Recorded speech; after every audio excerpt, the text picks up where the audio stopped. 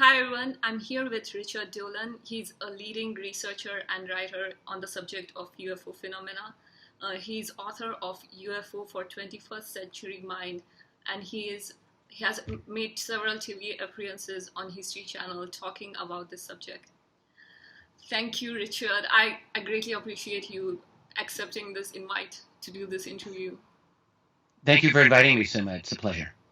And before we begin, I personally want to thank you not just for your research, but also you have personally inspired me to be more brave to speak your truth in a professional way. So Thank you. Well, I'm glad to hear that. I'm very glad to hear that. I just want to preface this by saying I'm very encouraged that there's younger people like yourself interested in this subject. It's one of the reasons I really wanted to do this interview with you. I like to encourage anyone who is thinking about studying this subject to continue because it pays great dividends in terms of the amount of intellectual effort you expend into it. It gives that much back and more. And I do consider the subject of UFOs the greatest mystery of our time. And I'm always very happy to see new people becoming interested in the subject. and as a newcomer, I forgive me for my skepticism or if I'm too amateur at this topic, but I would love your insight on it. It seems like this topic has been a mystery for about 60 years now, and it's still a phenomena that is counted as unknown. What are your thoughts on that? Well, if one wants to go back through the history of what appear to be UFO sightings or encounters, it goes back much, much longer than 60 years. Officially speaking, the age of flying saucers started in 1947, and that's a little more than 70 years, actually. But in fact, when you start going back through earlier history, as researchers now have been doing for quite a while, we're finding some very suggestive reports and stories that go back much, much farther. And they seem credible. I'll give you one example. This is from a 20th century, but from the early 20th century. I was in the Canadian National Archives about a decade ago going through reports there. Canadians, like Americans, like a lot of other people, will report UFOs, and then those reports will get placed in a file where no one ever looks at them again. Except a few researchers. And I read a report written in the early 1980s by a very elderly man who talked about his experience at the age of 25 in 1936 when he was doing aviation reconnaissance for the Canadian government over remote regions in northern Canada for the government, aerial mapping and the like. And he said he was doing a pre-flight check before taking off. He was truly like out in the middle of the nowhere of Northwest Territories. And he looked directly above him in a perfectly blue sky and saw what he described as the most perfect configuration of an airship one could imagine. It was slightly elongated. It was gray, no reflection, no markings of any kind. He watched it turn from a north-south, instantly rotate to an east-west configuration, instantly accelerate silently, and was gone at the horizon in a matter of seconds. So now it's a story, and I wasn't there, you were not there. But these types of stories are much more common than people realize. In this particular man's case, he wasn't alive for me to interview him by the time I saw the report. But he did leave his military records for the government. He seemed very authentic. He gave a very well-written, detailed account of what he saw. And so there you go. There are equally interesting stories that go back into the 19th century, into the 18th century, and even farther back than that. There aren't that many, but there are some. And they do make you wonder, how far back does this phenomenon go? So I think that it's been around for a long time. And now the other question that you asked is, why is it still considered unknown? Well, that again depends on who you talk to. So if you're talking to government bodies or officially established scientific agencies, they will say, we have no idea what these are. There's not even any evidence that it's a real phenomenon. But what I would answer is that, in fact, there's a tremendous amount of evidence. Most of those scientists and agencies haven't bothered to look at it. That's the truth. A tremendous amount of evidence to show that there is something going on. Now, what that something is a valid question, but there's something important. And the last thing that I would say to support my argument is that in my own research, my focus has generally been military documents, government, officially declassified government documents, mostly United States, but other countries as well. And what I can tell you, absolutely, there's no question about this, is that during the 1940s and 50s and 60s and 70s and beyond, when the U.S. government was telling the world, well, we don't think there's anything to these UFOs, there's nothing going on, what we discovered when certain documents became declassified starting in the 1970s is that military agencies and intelligence agencies were deeply concerned about UFOs, so that the government was in fact lying to the public all this time. And the reason that these agencies were concerned is because military commanders and pilots and personnel would see unknown objects violating sensitive airspace repeatedly, exhibiting unusual characteristics like being disc-shaped, for example, having incredible capabilities, being able to evade our jet interceptors, and so on. And there are not just a few of these military reports, there are many of them. And so I think it's incumbent upon anyone who really wants to be a skeptic at least to look at some of this evidence. It's perfectly fine to be a skeptic, but I would suggest be a knowledgeable skeptic and become aware that there is a phenomenon that seems to involve technology. These objects aren't simply seen visually, but there are many radar trackings of these, and some simultaneous visual plus radar trackings. So something's being recorded, and that has been getting the interest of the world's leading militaries for over 70 years. And I would add, it does seem to be something that goes back much farther than that. But if you keep in mind, prior to the 20th century, our civilization had a very limited ability to track and to do anything about these sightings. For the most of our history, people have been illiterate. They've had no writing. They've had no ability to record, much less do anything about these sightings. And so what you have are oral history traditions. If you were a member of a primitive tribe 500 years ago living in some remote part of the world and you would see an unusual object, what could you do about it? The answer is really nothing except tell your people, and you'd have a new element of your oral history tradition. And that's the kind of information that we have. So I think it's complex. We're dealing with a phenomenon that doesn't easily allow itself to give up its identity. And so it's a genuinely interesting mystery. And even if we keep aside about the government documents, what do you think about not having any physical evidence or artifact to prove this phenomena, even with regular people or experiencers? What are your thoughts?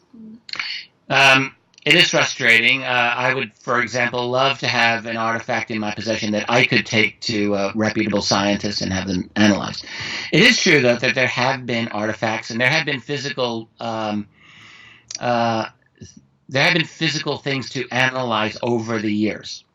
So I'll give you some of the easier examples first. So there have been cases where objects were observed to land in a field, say, and then take off in a number of countries, in a number of instances. And some of these have been, the ground traces have been subject to scientific analysis, and sometimes very good scientific analysis. And in some of those instances, have been... I'm sorry, I'm going to take that over. Was that on your end? Yeah, it's the plane. I'm sorry. Oh, yeah, no problem. I'll just start over. And in some of those cases, they've been subjected to very good scientific analysis, where, for example, the plants seem to have been very definitely affected within a certain radius. There was a case in France, for example, from early 1981, January 1981, where ground trace evidence was thoroughly examined. The writer Jacques Vallée, in fact, wrote about this, and other people have as well, that described very bizarre desiccation of the plant life, like lack of water, and other effects of the plant life and soil that seemed anomalous for that area. And this has happened as well in the United States. There was a case in 1971 in Kansas, in a city called Delphos, where a lot of studies were done. So there are ground trace cases, and some of them are more recent than the 1980s. There are, from time to time, artifacts that have been recovered and studied. In 1964, there was a landing in Socorro, New Mexico, where there was metal scrapings on some rocks that were definitely of interest, that seemed to be where a landed craft was. A police officer stated this. Those scrapings were taken to a lab in Maryland and were never seen again. And similarly, there was a case in Brazil from 1957 where there were not traces, but there was an actual piece of an object that was studied. Some analysis was done. It was supposed to be unbelievably pure magnesium, I believe. Those pieces are gone. So it's frustrating, and we're dealing with an elusive phenomenon, and I wish that I had every answer for you. Unfortunately, I don't. But what I can say is that there's a phenomenon that is there, and what it represents, it doesn't appear all to be from our civilization. That's my own opinion. Some of it is probably from our civilization. We've got classified technologies that within what's called the black budget world, or the black world, that undoubtedly is responsible for a significant portion of UFO sightings, but I don't think all of them. But wouldn't you think that now that we have phones with cameras all around, we would be able to capture at least one picture close up of UFOs? Well, close up, I don't know. If you go on YouTube, there's hundreds of new ones every single year now. Back in the 1950s, the problem was, my goodness, we don't have any evidence. How do we get the evidence? There had been some photographs, and there are some photographs even from that era, which I think are legitimate still. Every good UFO photograph finds someone who tries to dispute it. I don't think there's any exception. But there are a lot of photographs that have a large amount of support from experienced and serious researchers. As far as today goes, the problem is the opposite. It's not a lack of evidence. It's almost that we're deluged in evidence. Since the age of YouTube, and since the web in particular, we've been overwhelmed with photographic evidence. The problem is most of the cameras that people have are not very good. Try taking a good picture of a UFO with your iPhone, and you'll get something that usually is very disappointing. Try taking a picture of the moon with your iPhone. It's really not very good as a camera on that basis. So I still think we're a bit overmatched by the evidence. Most people aren't. There's a lot of video out there, and there's a lot of camera shake, and it's very difficult to know what are people really recording. So I think that we're getting closer to a point where we are really getting to widespread, excellent photography that could very well be available to people. So I would say come back to me in 10 years of that question, and we'll see where we're at. I think some of the evidence that's out there on YouTube now is probably valid.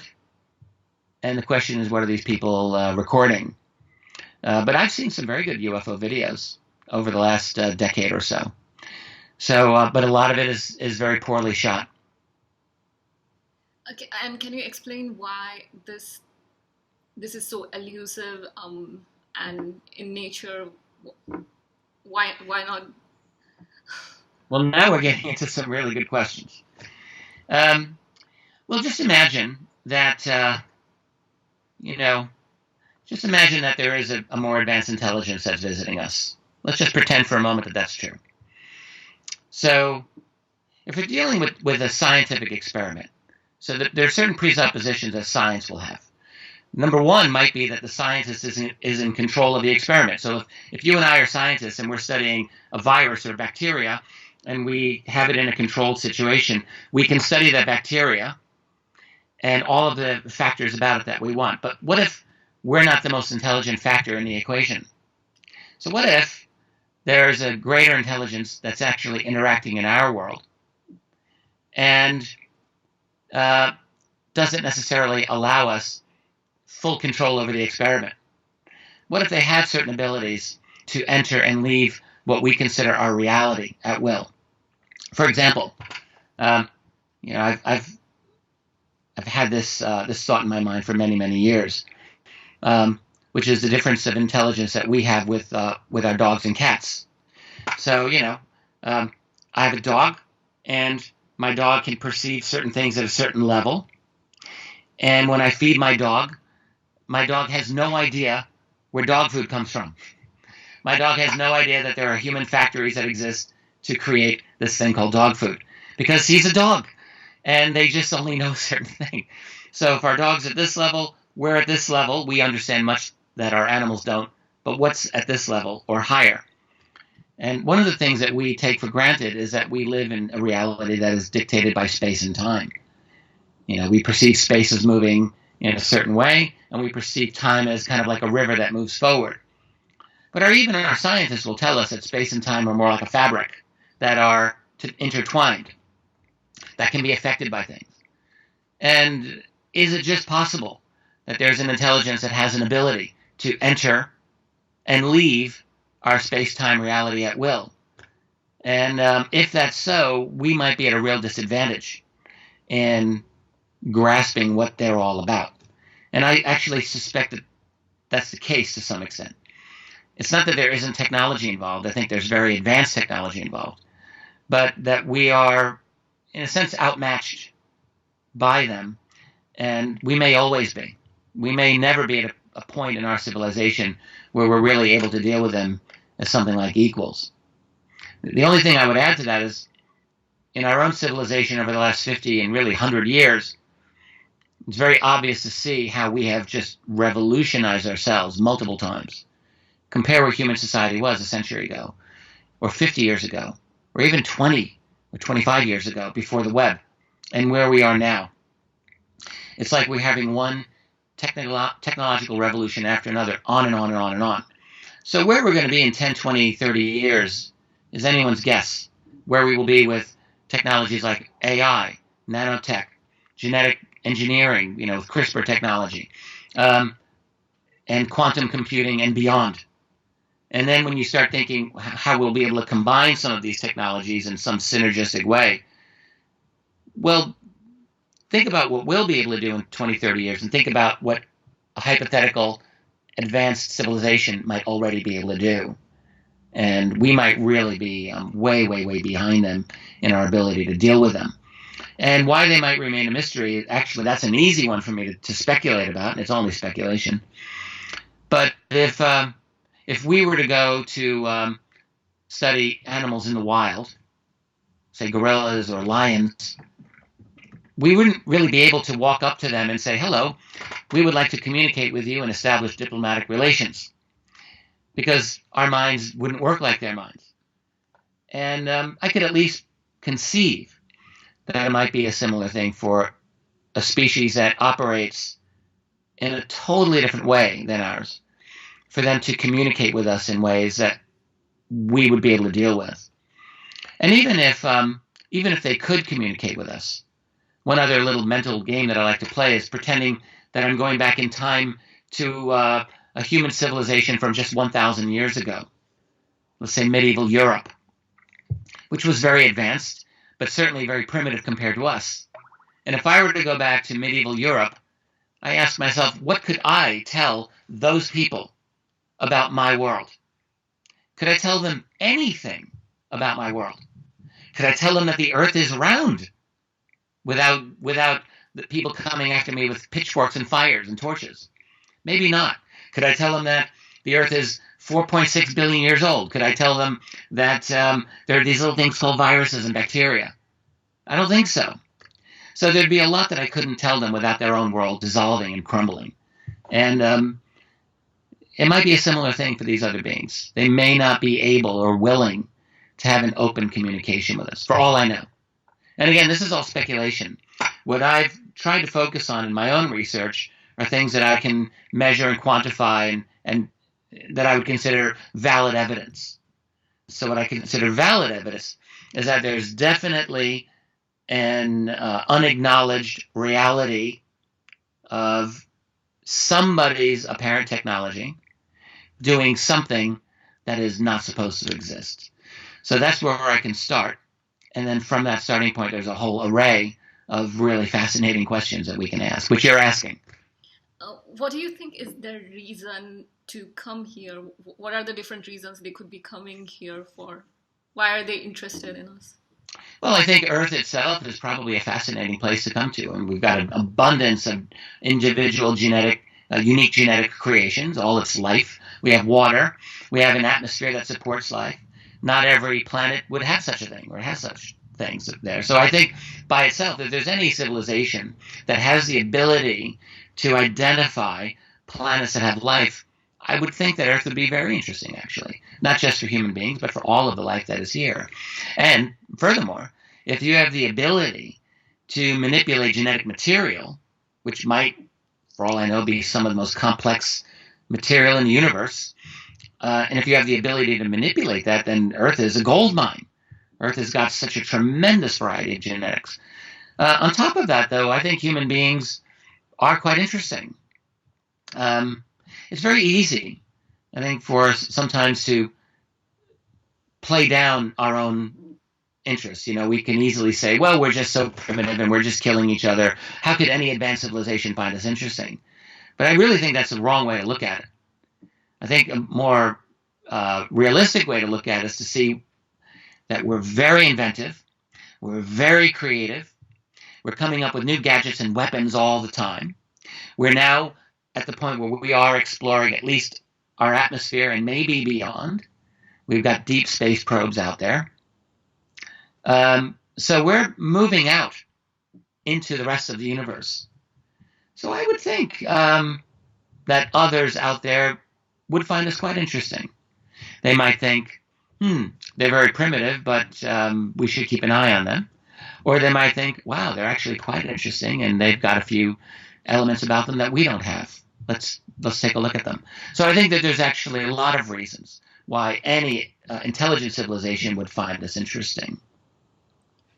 What are your insights on the alien abduction phenomena?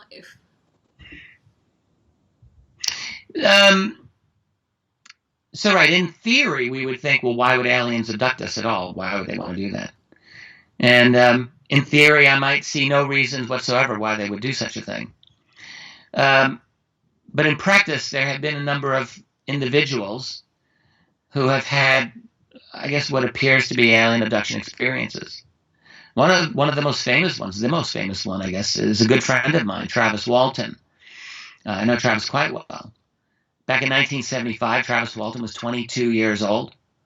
He was working on a logging contract with a number of 6 other young men in a forested region of Arizona. At the end of the day, they were getting into their truck to go home, and all of them say that they saw what appeared to be a flying saucer type object descend in their wooded area. Travis, for whatever reason, got out of the vehicle and walked toward this object, stood there in front of it, and according to all the other witnesses, was hit by a bright blue beam of light, and they thought he was dead. He was knocked back 10 feet or more. They thought he was killed, and they took off in fear. 5 or 10 minutes later, they came back because they realized they had to go check on their friend, and he was gone. And for 5 days, Travis Walton had disappeared. There's a lot more to that story. They made a movie about it called Fire in the Sky, and he wrote a book about it by that name. I believe this story. All of the people with Travis took polygraph tests, multiple ones. Travis took multiple polygraph tests. There is no indication that these people were lying at all. None. And, Travis has his own memories of being on that craft. In his opinion, he wouldn't call that a classic abduction experience. He thinks that it was an accident and that they tried to fix him up. There are cases where people seem to have clear memories of being abducted by non-human entities. Classically the gray aliens that everyone's heard about with the large heads and the black eyes. Sometimes other types of species or beings have been recognized or remembered. It's hard to know what people are really experiencing here. All right. It is true, human memory can be a frail thing. Yes. But it's also true when you have such a large number of people seeming to remember very similar things. I think we have to ask, is it all really confabulation based on social data that's out there? I don't think that's the case. Particularly, certainly a lot of the earlier abduction cases, I don't think that was so whatsoever, when alien abduction was really not much discussed in our society. On top of that, I personally have interviewed a number of individuals who seem to have had abduction experiences. I don't think they're lying to me. Some of them are highly educated people. I mean, PhDs, and very successful in their fields, and they don't want to have the notoriety of having had these types of experiences. They're not looking for attention. They're just troubled by memories that they don't know how to explain.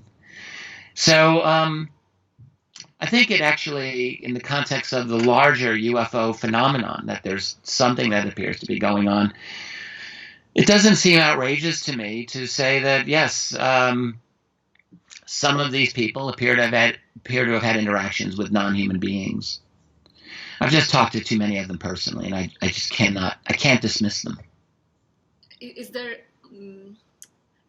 can you share what could be the reasons they do that? What do they examine when they abduct? Well, sure.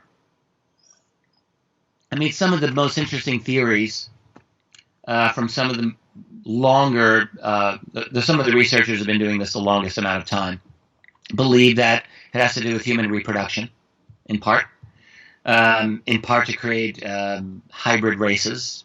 I'm sure you've heard this, alien-human hybrids, and so on.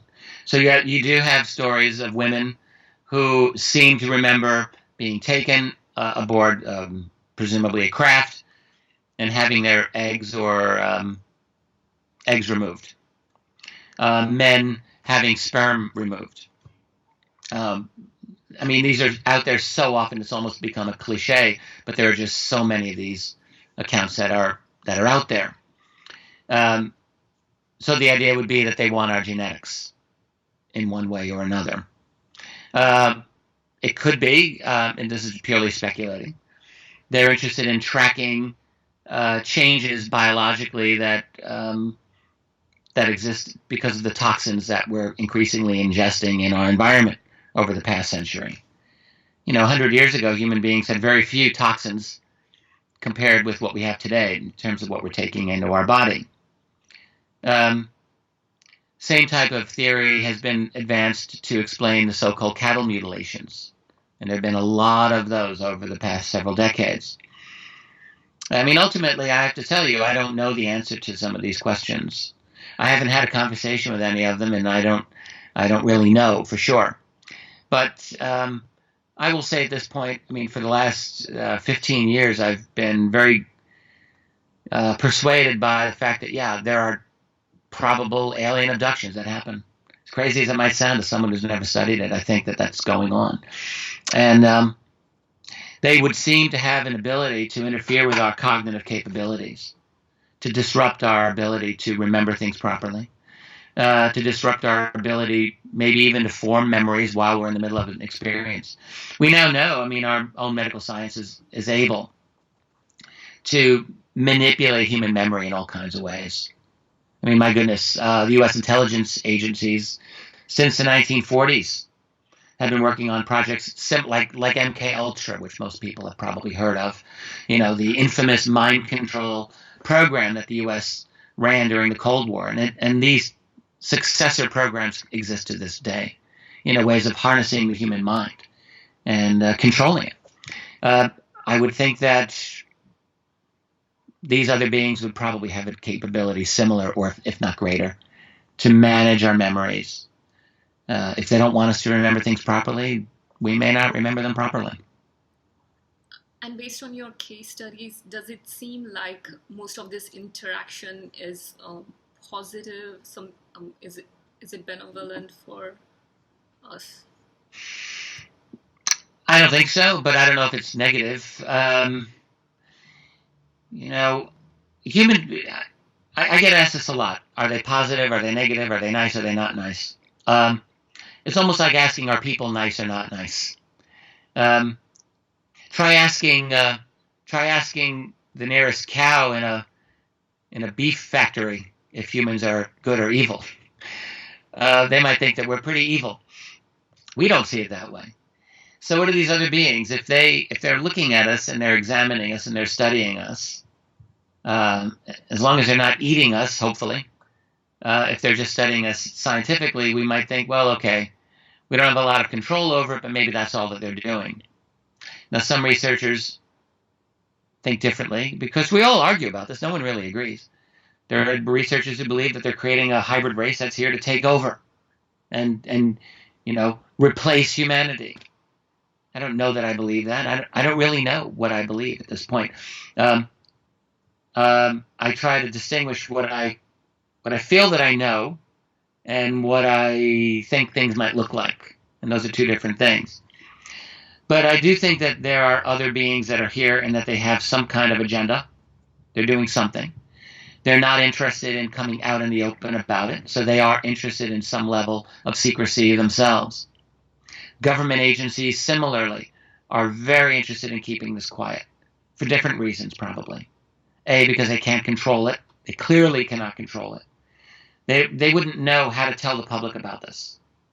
I mean, there's really no easy way to break this to the public. On top of that, if you're the United States government or military, and let's say you've acquired some of their technology, which I personally do believe. So it would be very difficult to say, oh yes, well, there's this phenomenon, and we have some of their technology, but we don't want to share it with you, even though it might mean having a post-petroleum civilization, or it might mean new forms of propulsion and so forth. So it would be very difficult for them to let the cat out of the bag, as it were, and to withhold some of the other information that they might want to keep secret. That would very likely would disrupt the structure of power and the hierarchy that exists on this planet. But if that information had to be shared today, do you think our society is ready to handle that kind of contact officially? I think most people could probably handle it just fine, because most people aren't having these direct interactions with these other beings anyway. I'm not aware of anything unless they're taking me and wiping my memory, but I have no personal memory of such things, and most people probably don't. And so I think psychologically it wouldn't really change us immediately, but I do think it would change our society very dramatically. I wrote a book on the whole subject. I called it After Disclosure. And it would be, the question is, well, how would ending the secrecy on the subject transform our world? And my co-author and I, after thinking long and hard about it, decided that it would be the most revolutionary development in our civilization. Not psychologically, can people handle it or not? That's one issue, perhaps. There probably would be a lot of people who would panic for a little while, yeah. But I think the real challenge would be to how we run our civilization. Because let's say that the president of the United States or some other powerful world leader were to say, here's our evidence that UFOs are real. And we've actually been hiding this fact for a long time for public safety, but now we're going to let the secret out. So, okay, that's great. So then it would take all of 5 minutes for people to realize, oh, wow, so if this is real, these objects that people are seeing, these flying saucers, what are they using as their source of energy to go from here to here? because it doesn't seem to be gasoline. It's probably something a little bit better, something that might allow them to make instant acceleration silently or non-radius turns, sharp angles and so forth. Those are things that we, officially anyway, we don't know how to do that. And that presumably would involve new sources of energy and a new type of propulsion. And think about how that would revolutionize our world. If you could have your own little flying saucer, you could zip off to any part of the world pretty easily. Governments would very soon lose control over their entire populations. People would have sources of energy, perhaps, that would transform the petroleum industry and the fossil fuel industry. And for the record, the United States, which is still by far the world's most powerful nation, every single thing the United States does vis-a-vis the rest of the world ultimately comes down to controlling petroleum, fossil fuels. And so if that reason goes away, it transforms all of global geopolitics like that. So there's a lot of repercussions to the end of UFO secrecy. Not simply, can people handle the truth, but really, how would it affect the global structure of power as it exists? And those people who are really the ones making decisions, how would it affect them? And I think it would affect them very greatly. Do you think this would be kind of a good disruption? Personally, I do, yeah. It would be a disruption, and it's not like I think utopia is going to come. I'm not a utopian. I don't believe in utopias. I think that people will always find a way to mess up utopia. It's just what we do. And that's not even such a bad thing. Human beings, by our nature, we are disruptors. And if we had everything handed to us like paradise or the Garden of Eden, we would certainly find a way to transform that so that we're having new challenges all the time, because that's the only way that we're interesting. We're only interesting if we have a challenge. And that's what we need. But what was your question? I can't remember what you actually asked. Disruption. Say that again? Would this be a good disruption? Oh. But to answer whether it would be a good disruption or not, I think that, the initial years and decades and generations following the end of secrecy, so call it disclosure, as people like to call it sometimes. I think the first even 50 years or more would be very disruptive and wouldn't necessarily settle a lot of arguments. It's very possible that secrecy on this subject would end not by having a gray alien on a podium next to the president. It might not be that easy. It might simply be a piece of evidence that leaks out or comes out where people go, aha, this is real. But that wouldn't settle all the arguments that people have. People would still be debating, are these beings good or evil? Are they here to help us or not? Christians would, maybe many of them might think this is demonic. New Age people would say, oh no, there are space brothers here to help us join the Galactic Federation. Those are two radically different positions there, and I don't really see them coming to an agreement anytime soon. And then you've got scientific skeptics who might still remain intensely skeptical even after governments acknowledge this. So I think it would be very difficult because positions are so entrenched to get people to agree that we're dealing with. Short of having a live gray alien or some 7-foot reptilian or whatever standing there in front of us, I think there are people who will be arguing about this for a long time. But the real disruption, I think, would come with energy solutions that may come from the UFO phenomenon, if it comes out that this is real. This has been my own personal speculation for a long time, that energy is the really big disruptor in all of this. And with a new energy paradigm, everything in our society is up for grabs.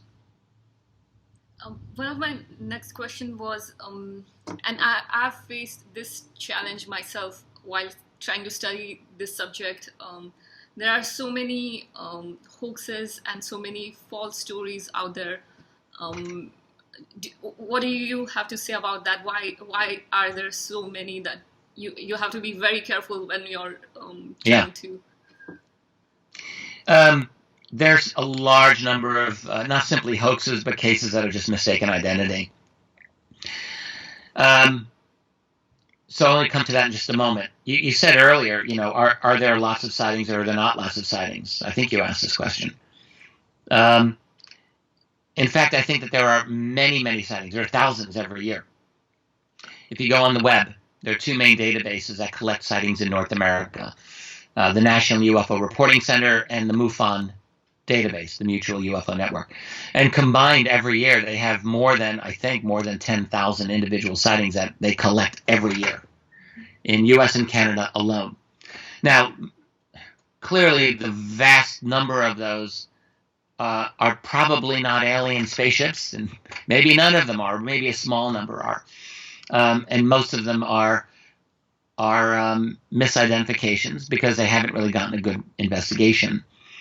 Some of them are hoaxes. There are people who love attention. They like to play pranks on others, and they think it's fun. So, and there are people who want attention. And there's all kinds of people out there in this world. And it's absolutely the case that, a good UFO investigator has to be a skeptic first and a believer second. Or they can be a believer, but they have to realize that most of what they encounter are going to be explainable. And some of them are going to be hoaxes, outright hoaxes. So there are very few UFO groups out there, in my opinion, that actually have an extremely rigorous scientific approach. But there are some.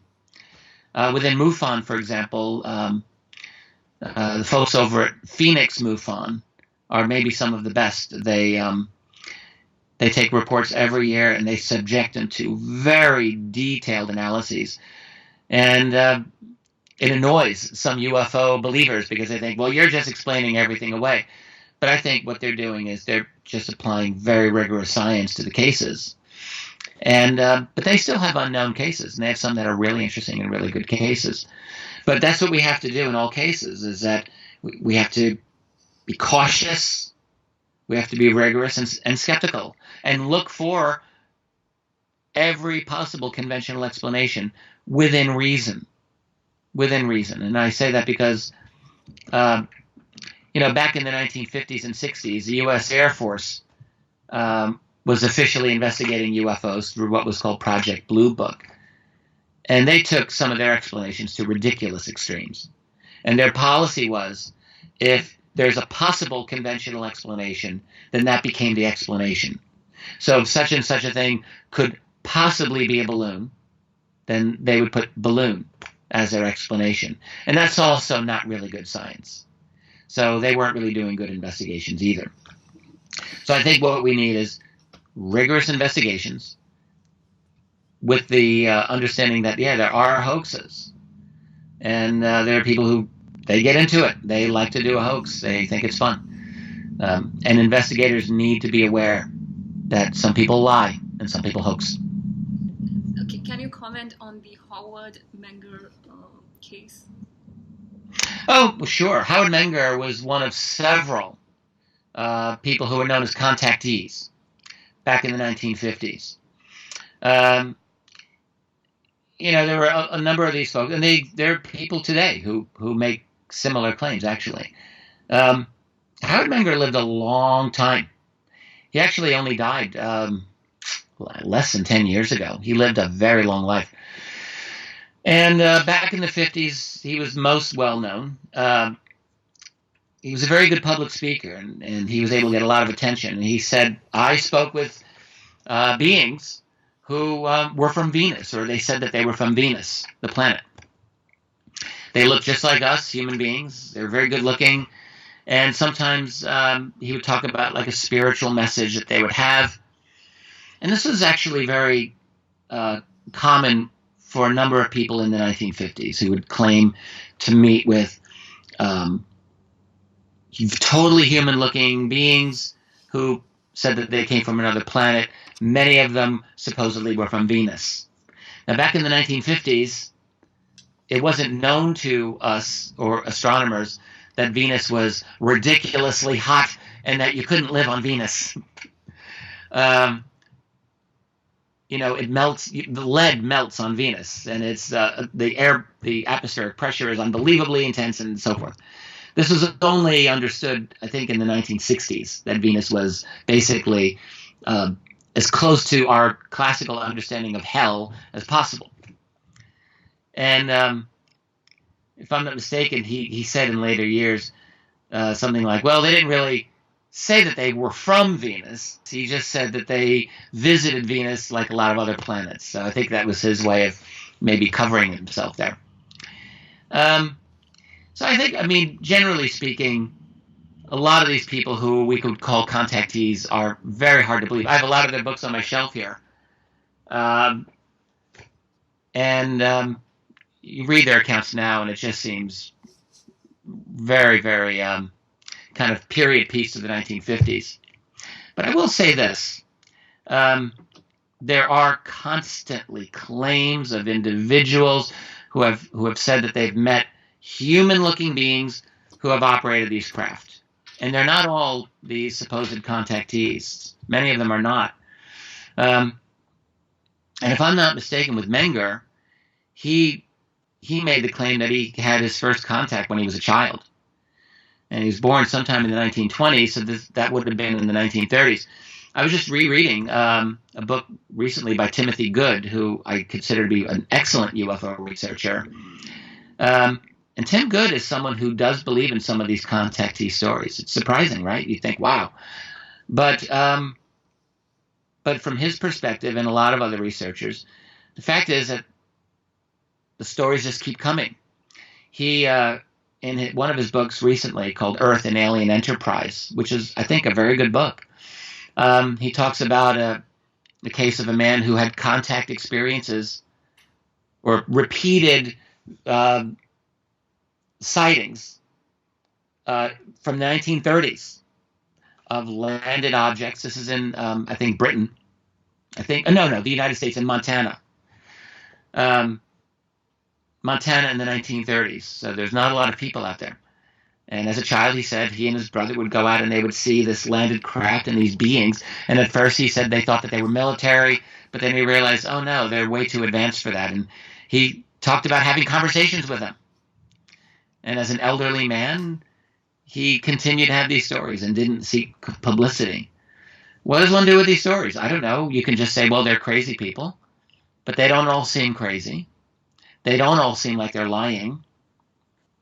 I have myself interviewed a number of people who have had encounters with what would appear to be human-looking beings who, according to the people I've spoken to, were intensely telepathic and didn't seem like they came from here. One of the witnesses I spoke to was a PhD, retired U.S. Air Force colonel, who had worked on highly classified projects during his career. I spoke with him and his wife, who had an encounter with two such beings. I found them very credible. So I guess what I would say is a lot of these contactees, and Howard Menger could very well have been one of them, could very well be looking for publicity, and they love the attention. And some of them, I think, really were definitely hoaxing. And others, I don't know. Others may very well have had some kind of communication with beings who look just like us. I remember about a decade ago, I was at MUFON headquarters in Denver, Colorado at the time. And I was part of a group of researchers asked to investigate or research some of the early MUFON archives. So MUFON would collect a lot of these cases, and not all of them were from today. Some of them were cases from the 1940s. And one that I looked at was from the United States in 1945, the last year of the Second World War. But it was in the middle, I'm trying to recall exactly where, I think in the Midwest, in the central part of the U.S., where a very intelligent witness claimed to have had a sighting of a classic flying saucer with a completely human-looking operator, but in 1945. So what is that? There's a certain number of these cases where you've got completely human-looking beings operating these objects. There was a Project Blue Book case that is investigated by the U.S. Air Force from 1954 at a U.S. base in the Atlantic Ocean. There's like small little bases that they have out there. And of a landed craft. Air Force personnel saw this flying saucer land. A human-looking being didn't speak to him, but motioned somehow to him and then got back in his craft and took off. Crazy story. Are these true? Well, some of them might be true. I think some of them probably are true. So, we're left with the possibility that some of these objects are being operated by non-humans and others are operated by what appear to be human beings. The longer you look into this subject, all right, the more different angles and perspectives that you get on it, and the harder it gets to come to one good answer on it all. Not easier, harder. How would you advise a new researcher on being careful? Like, how do they tell the difference between a contactee story that is false versus that is kind of believable? Well, for me, when I get a story from an individual, a random person who tells me a story, I'll usually listen. I will often think it's interesting, but it doesn't mean that I do anything with it. The researcher Stanton Friedman has a nice expression. He calls some stories that he doesn't know what to do with. Yes or no, he says, well, I'll put that in the gray box. Not black, not white. And I like that attitude. I'm quite comfortable with a certain level of uncertainty in this. I'm not willing to throw out all of these alleged contactee stories. I'm not actually willing to throw them out. But I do realize, like, the amount of evidence, sometimes there's no evidence. It's just someone's story. The only thing that I go on is when I have all these different people that I will interview, and they obviously don't know each other and they're not colluding, who have stories that seem kind of comparable to me. And so the cumulative weight of those stories makes me think that there's something going on. But it's not I don't have a scientific equation to give you. What I would say is researchers have to be cautious. They should never jump to conclusions. But they should realize that there may be some very bizarre things about this subject that will challenge their notion of reality. Along the same line of doing a due diligence of your information, I wanted to also ask you about your thoughts on fake conspiracy stories that, and nowadays in the social media world, it's easy to create like sensational stories and spread them online. I want your thoughts on how to be careful about those kind of stories. In one segment of my book, UFOs for the 21st Century Mind, I actually tried to spend some time speaking to investigators about how to be critically minded. Mm-hmm. So very simple techniques and things that we can do to investigate a story that you've come across on the web. And there are things that we can do. What I would definitely recommend everyone learn how to use are two features in Google search. One is the date search by date, and the other is the reverse image search. So when you search by date, for example, let's say, let's start with reverse image. That's easier. So I'll give you an example. About a decade ago, or even less, on my Facebook feed, on my message feed, someone had sent an image to me and to a bunch of other people, like 90 other people, I think, of what appeared to be a giant with a cyclops with one eye. that was being uncovered. So it was this enormous skull, and it looked like there were workers hauling this huge skull that would, I mean, it was incredible, of a one-eyed giant. And so this guy, he wasn't a researcher, he just put this picture out there saying, well, this is obviously a strong indication that there are giants in ancient times with one eye. So I thought, okay. So what I did is a reverse image search on that image. And I knew it was fake, but I wanted to prove that it was fake. So what you do is when you download a JPEG from the web, then you go to Google's search and you go to image search, right? And in that search bar, there's an icon of a camera. And you click that, and it will give you the opportunity to upload a JPEG from your hard drive. So when you do that, what Google will do is it will search all examples of that image that exist on the web. And then you can also then search it by date, and this is part of the date search. So you can find the earliest instance of where that image appears.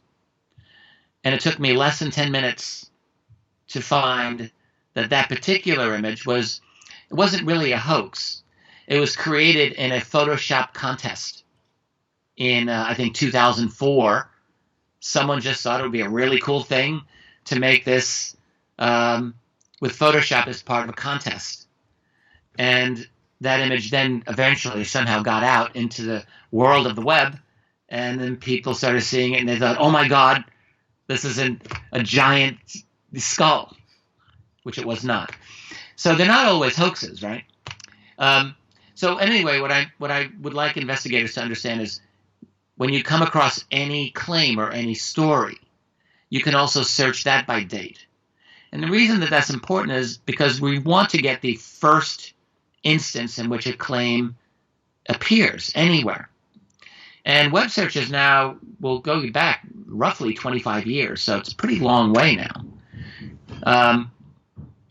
And if with a little bit of intelligence and research, you can track where a story originates. And knowing where a story originates won't automatically necessarily prove or disprove it, but it will give you a pretty good idea of how much value to put into it or not. So where it comes from, what is this original source of the story?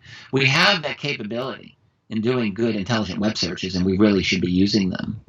The problem that people do these days is they'll get a story that appears on their Facebook feed of no provenance or authenticity, and they'll say, oh my God, and then they'll share it with 100 other people, and the next thing you know, things spread like wildfire. And so responsible people really, it doesn't take that much time to do a basic investigation of some of these things to find out, is this real or not? And the other thing that I would just say in general for any researcher to do is always be aware of what skeptics have to say about a particular case or a particular photograph or a particular video, because the chances are they will have important insights, and they're often right about it. I don't think they're always right, but you always want to know, what does the other side say about this? Yeah, verify across multiple sources. And this is good for politics as well as for science, by the way. People would be really smart to look at the other side. Yes, I agree.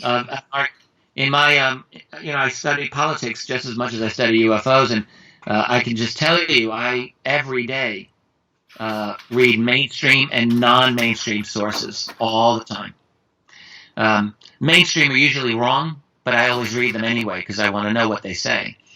And you need to get as many different sides of an argument as you can to begin to approach any kind of truth. And it's liberating to not get attached to just one perspective and experience that freedom to go and experience. Absolutely.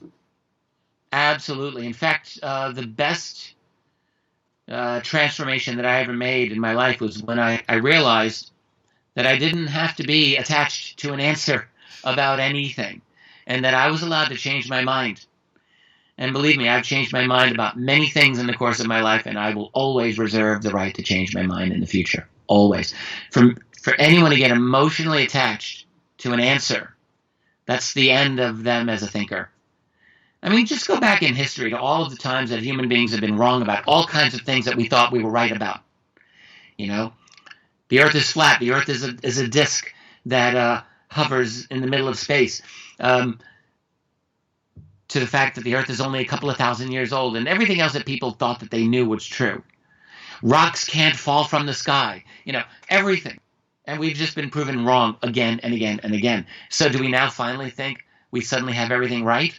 Do we actually honestly think that everything that we believe about the universe is true and correct and full? I mean, boy, that's foolishness. We're constantly evolving what we believe, and that's what science is about. Science is not about having ultimate truth. Bertrand Russell stated years and years and years ago, he was right, that scientific knowledge, unlike religious knowledge, which religious knowledge, he argued, is is received spiritually and it's permanent for all time. That's what gives it emotional power, but that's what makes it vulnerable as well. Scientific knowledge, Russell argued, is always provisional. It's always likely to be modified and changed when new evidence comes along. And that's why scientific knowledge is always expressed in theories. The theory of the Big Bang, the theory of evolution. They are theories. Sometimes they're pretty good theories, though. They have a lot of explanatory power. But that's what science really is. And a lot of people don't understand this. And they'll say, oh, well, that's just a scientific theory. Yeah, true. But it can be a pretty good theory. But it can also be revised. It's true. We're constantly revising what we think we know. But that's also the power of science. Because it can modify itself. It can adapt. It can become stronger and stronger. Thank you so much for sharing this. I think I covered most of the pointers which are important for anyone who is new in the ufology world, and these are like good starting points for someone who wants to, who is new and who wants to get started into this, investigating deeper. And your work is definitely in my top list. I really deeply am thankful to your research. Thank you. That's very kind of you. I would add, it's funny, when I first became interested in UFOs about almost 25 years ago now, I became interested and I thought, well, I'll look into this for a few months and solve all the questions that I have and then move on. And I laugh about that when I think now, because it was a very fond belief of mine to think, oh yes, it'll be easy for me to solve all of this in a few months. I'll just read all of the books that I need to read and I'll decide what I think it is. Well, of course, that's when I got sucked in to a lifetime worth of work and interest. And what I discovered is that the UFO subject is a very interesting master, in the sense that it's there to lead you. If you're willing to learn from it, it will teach you many things. So you go in with the mind of a student. You go in with the mind not of someone who thinks they know it all, but you go in with a little bit of humility, recognizing that if you allow it, it will teach you a great, great, great deal. To go in thinking that you know it all is like, it would be that type of arrogance to walk into your first music lesson and think, oh yeah, well, I can understand Beethoven within 3 months, no problem. No, of course you can't. And it's the same with this subject. It's much more complex, much more sophisticated than people realize, and it is way more fascinating than most people have any inkling of. You get into it a little bit and it is absolutely fascinating. Yeah, I'm getting an insight into how complex and overwhelming it can be at the beginning, because there's so much going on, and then you see some confusion, even with, like, for me it was confusing to see that some people attach it with their own belief system, in some sort of belief system, and to separate that out and keep it focused on and open-minded exploration. That was something I I loved. agree. I'll add one more thing. I believe that the people who really decide to study this subject are brave. And that's no small thing. It takes bravery. It takes courage to spend even some time researching this. In the first place, because there's so much cultural pressure for people not to. There's so much ridicule still, even now, Yes. attached to this. So that when you go into it and you really seek to study it, you can console yourself with the reality, with the knowledge that you're one of the courageous people that are actually looking into this and that are going against the dominant, dumb mainstream idiocy that's all around us that tries to convince you that this is foolishness. You know, there are all kinds of researchers in what we call the alternative field who are always willing to challenge the government on all sorts of things, except when it comes to UFOs. Then it seems some of them are perfectly willing to believe the government. And I think, really? You're willing to challenge the government on everything else, but you're going to believe the ridiculous government statements when it comes to UFOs. Well, good luck with that. I got news for you. The government lies deeply about the UFO subject. It always has. It has reasons for lying. And we, citizens who are interested in truth, have our own reasons for challenging that and for getting to the bottom of it. I firmly believe that we as a species, as a civilization, have a destiny to go somewhere. And it's not where we are now. So we're not going to get to where we're supposed to be if we're keeping ourselves within this web of deception and fiction that prevents us from having the greater understanding of who we are and where we are in the universe at large. And that's our mission, is to figure that out.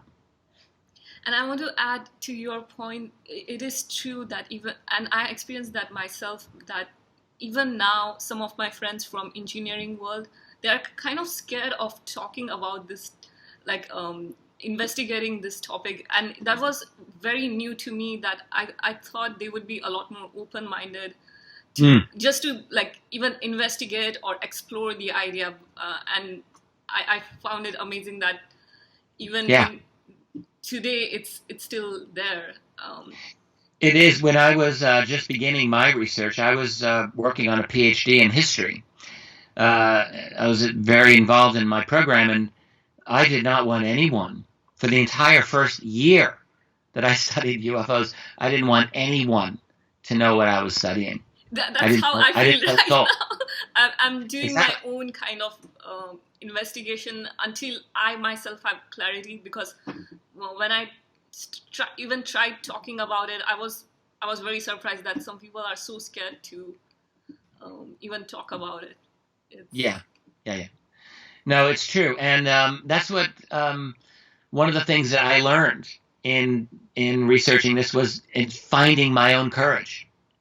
And I think that every researcher or every interested student, when they get to a certain point in this, they realize that they're finding their courage as well. And it's not simply the courage dealing with society and the image, whatever people might think, but the courage to rethink what we believe we already know. And there's a lot of, that's maybe even a greater courage. Because as you know, if you're an intelligent person and you're moving along in your career path, you like to think that you've got a few things figured out in the world. And what no one wants to confront is the possibility that they have missed something really important in the world. Like, this is really important. UFOs are really important. And I had to confront myself with this in my 30s when I first started researching this. And I liked to think that I knew a lot about history. And then I realized, but wait a minute. If this actually is valid, then what is all this history about, the world that I thought I knew, when this huge element is absent from all of the mainstream history that I was studying? What does this say about the real history of, say, the Kennedy administration or Eisenhower? Were they aware of this? they probably were aware of this. Why is this not in any history book that I've ever read?